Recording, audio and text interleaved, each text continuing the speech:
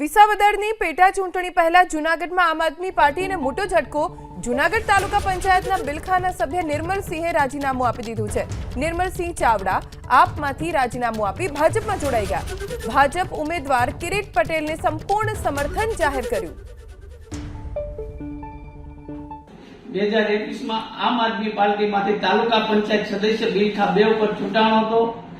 ત્યાર પછી મારા વિસ્તારના જે વિકાસના કામોની જરૂરત હોય મારે એ પાર્ટીમાંથી કામો ન થતા હોવાથી હું ભાજપમાં જોડાઉં છું અને આપણે 87 વિસાવદર વિધાનસભાના ઉમેદવાર કિરીટભાઈ પટેલને સમર્થન આપું છું અને અમુક ભાજપના મારે પારિવારિક સંબંધો હોવાથી હું કિરીટભાઈ પટેલને સમર્થન જાહેર કરું છું।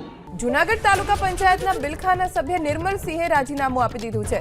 નિર્મલસિંહ ચાવડા આપમાંથી રાજીનામું આપી ભાજપમાં જોડાઈ ગયા।